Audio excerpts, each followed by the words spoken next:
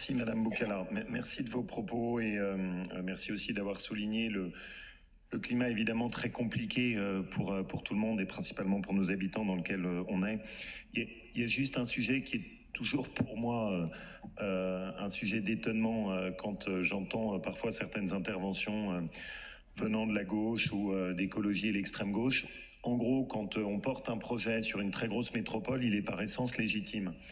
Et en revanche, quand on aide une commune rurale sur ces projets, pour vous, c'est toujours du saupoudrage. C'est vraiment un sujet d'étonnement toujours pour moi que cette conception de faire les choses. Et pour vous, avoir une vision d'aménagement du territoire dans notre région, consistant précisément à veiller à ce que tout le monde ait une égalité des chances sur tout le territoire, ça pour vous, c'est pas une vision d'avenir.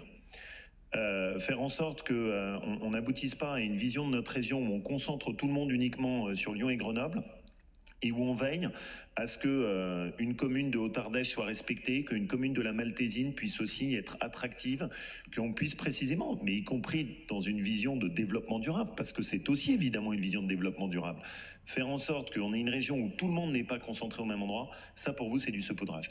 Il y a parfois une vision de la ruralité qui émane de l'approche que vous défendez qui me surprend. Je la mets sur le compte sans doute d'une méconnaissance, mais je trouve que c'est profondément dommage. La ruralité mérite mieux. C'est un enjeu majeur sur la conception de notre territoire. Est-ce que le 21e siècle, c'est quelques hypercentres urbains où on concentre tout le monde, avec autour des communes périurbaines qu'on abandonne totalement, et autour encore des communes rurales qui sont livrées à elles-mêmes? C'est en aucun cas ma vision. Et au contraire, tout ce qu'on essaye de porter, nous, c'est une région équilibrée, dans laquelle on conforte des centres-villes dynamiques, mais on n'oublie pas les communes qui sont autour, celles de l'Est lyonnais, les territoires comme Voiron, tous les territoires qui sont autour de Clermont-Ferrand, la grande métropole de Saint-Étienne, et où on fait ça en se disant « je veux en même temps que la plus petite commune de Saugues, la plus petite commune du Bourbonnais, la plus petite commune du Cantal ait également accès au regard, au soutien et à la vision de la région. » Et c'est là où on a une vision complètement divergente.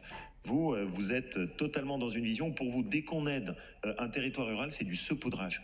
Mais il faudrait qu'on vous emmène sur les territoires de Saint-Martin-en-Haut, il faudrait qu'on vous emmène sur les territoires du haut plateau de Saint-Agrève, il faudrait que vous puissiez venir sur le plateau de la Chaise-Dieu pour que vous compreniez qu'au contraire, la chance inouïe de notre région, c'est qu'il y a du dynamisme partout.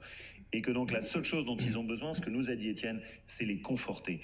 Et ça, c'est une vision fondamentale de notre région comme étant un territoire d'équilibre. Dans un siècle de déséquilibre, nous, on veut porter un message qui est un message d'équilibre dans lequel on fait travailler toutes les composantes de notre région en commun. Et vous, dès que vous prenez la parole, toute aide sur ces communes est qualifiée de saupoudrage. Vraiment, je le regrette. Pour le groupe HDA, je passe la parole à Madame Kuckerman.